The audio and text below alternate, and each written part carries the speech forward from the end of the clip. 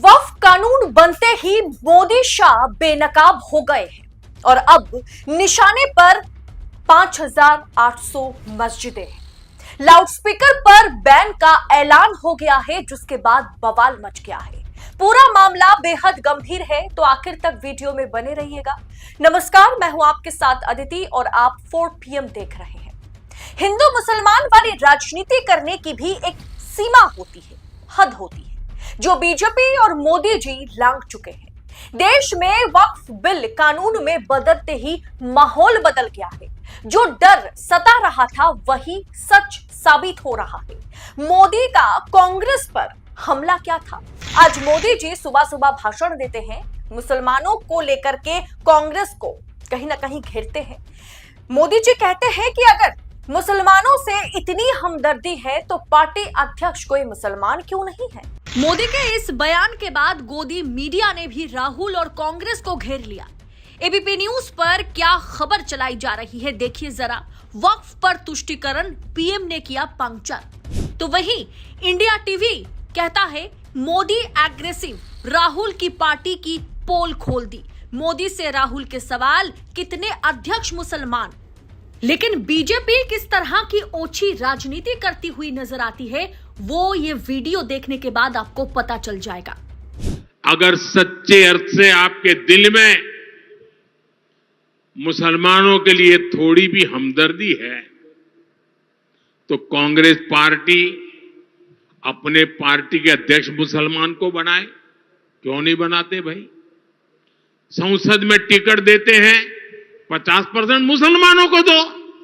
जीत करके आएंगे तो अपनी बात बताएंगे, लेकिन ये नहीं करना है।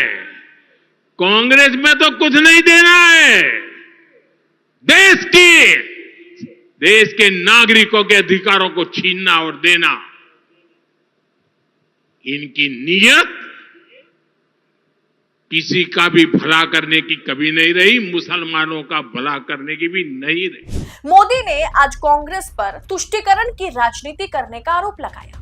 कांग्रेस को मुस्लिम समुदाय से इतनी ही हमदर्दी है तो वो अब तक किसी मुस्लिम को पार्टी का अध्यक्ष क्यों नहीं बना पाई, ये सवाल मोदी जी ने पूछा। अब तुष्टीकरण की राजनीति कौन करता है, नफरत की राजनीति कौन करता है? आज की ये रिपोर्ट उसका जीता जागता उदाहरण है, तो आखिर तक वीडियो में बनकर के वीडियो देखिएगा। महाराष्ट्र में बनी बीजेपी की सरकार ने यह ऐलान कर दिया है कि अब मस्जिदों में लगभग 70% स्पीकर्स जो है वो अवैध है, इसीलिए अब वो स्पीकर्स हटाए जाएंगे। किसी एक विशेष समुदाय को इस तरह से टारगेट बनाना अपनी राजनीति चमकाने के लिए बेहद शर्मनाक है। किसी समुदाय के आस्था पर इस तरह से रोज प्रहार करना ओछी राजनीति की सिवाय कुछ और इसे आप नहीं कह सकते। जब देश के प्रधानमंत्री ही देश में दिए गए सबसे ज्यादा नफरती बयानों की लिस्ट में दूसरे नंबर पर हो, तब आप क्या कहेंगे? खबर देखिए दोस्तों, आपके स्क्रीन पर है कि मस्जिद में अवैध लाउडस्पीकर पर 3 महीने की जेल या भारी जुर्माना, बीजेपी नेता ने कर दिया है ऐलान। साथ में यह भी आरोप लगाया कि वक्फ ने मस्जिदें बनाने के लिए सरकारी संपत्तियों पर कब्जा कर लिया है। ये लैंड जिहाद है। बीजेपी के पूर्व सांसद किरीट सौम्या ने प्रेस कॉन्फ्रेंस के दौरान ऐलान किया है, महाराष्ट्र सरकार ने मस्जिदों में लगी लाउडस्पीकर्स को लेकर के नई गाइडलाइन जारी की है, जिसके मुताबिक अवैध तौर पर बनी मस्जिदों में अब लाउडस्पीकर की इजाजत नहीं दी जाएगी और उनकी कानूनी कंडीशन और संरचना की जांच के लिए जांच की जाएगी। यानी दोस्तों, अब यूपी के बाद, क्योंकि योगी सरकार तो कह रही है दोस्तों, करीब 7,000 के ऊपर यूपी में मस्जिदें हैं जिसे अवैध योगी सरकार मानती है और उसे कहीं ना कहीं ध्वस्त करने की कोशिश, या आप कह सकते हैं कि लैंड जिहाद का आरोप योगी सरकार ने भी वक्फ बोर्ड पर लगाया यूपी में। अब वही चीज जो है वो महाराष्ट्र में होता हुआ दिख रहा है। अब आप सब्र कीजिए, आपको हर एक राज्य में जहां डबल इंजन की सरकार है वहां यही होता हुआ दिखेगा। महाराष्ट्र से बीजेपी के पूर्व सांसद ने साफ कर दिया है कि नियमों का उल्लंघन करने पर पहली या दूसरी बार 3 महीने की जेल की सजा होगी।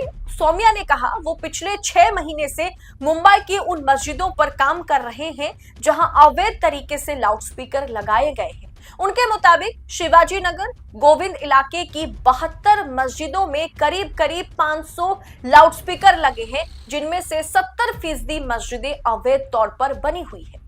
इन पर लगे लाउडस्पीकर के लिए कोई इजाजत नहीं ली गई है। उन्होंने आरोप लगाया कि मस्जिद के नाम पर जमीन जिहाद छेड़ा, मतलब एक तरीके से जमीन के नाम पर जिहाद छेड़ा गया है। उन्होंने मांग की है कि पुलिस लाउडस्पीकर्स को जल्द से जल्द हटाए। उन्होंने मांग यह भी की पुलिस लाउडस्पीकर्स के मामलों में महाराष्ट्र सरकार के जरिए जो है दिशा निर्देशों यानी गाइडलाइन को सख्ती से लागू करे। उन्होंने कहा उन्हें मस्जिद के अंदर लाउडस्पीकर लगाने पर कोई आपत्ति नहीं है, लेकिन 5-5 लाउडस्पीकर लगाकर के ऐसी आवाज फैलाना जिसमें ध्वनि प्रदूषण हो वो कबूल नहीं है। किरीट सौम्या ने इस बात पर जोर दिया है कि हाईकोर्ट के आदेशों के मुताबिक पुलिस को जो है कि शोर के स्तर की जांच करने और नियमों के उल्लंघन के मामले में तत्काल कार्रवाई करने के लिए हर एक मस्जिद में आवाज कंट्रोल करने की मशीनें लगाई जानी चाहिए। सौम्या ने यह भी आरोप लगाया कि मुंबई महानगरीय इलाके में 175 मस्जिदों में लगभग 7000 लाउडस्पीकर लगाए गए। इनमें से केवल 1200 लाउडस्पीकर ही पुलिस के जरिए अधिकृत थे, मतलब 5800 लाउडस्पीकर खोल दिए जाएंगे जो अवैध है। सरकार ये दावा कर रही है। दोस्तों, बंगाल में माहौल देखिए।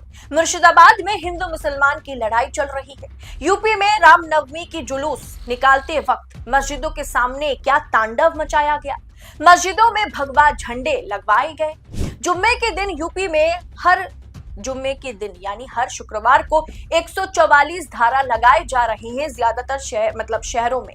अब सोचिए कि देश का माहौल कैसे बदल गया और वक्फ कानून बदलते ही, मतलब वक्फ बिल जो कानून में तब्दील हो गया है, ये कानून बनते ही मोदी शाह बेनकाब हो गए हैं। चाहे मोदी जी कितना भी कह ले कि मस्जिदों के हित के लिए, मुसलमानों के हित के लिए ये कानून लाया गया है, लेकिन अब मोदी शाह और सरकार जो है पूरी तरीके से बेनकाब हो चुकी है। सरकार बेनकाब हुई है, मोदी शाह बेपर्दा हो चुके हैं कि किस तरीके से जो वक्फ की संपत्ति है, सरकार की नजर उस वक्फ की संपत्ति पर है।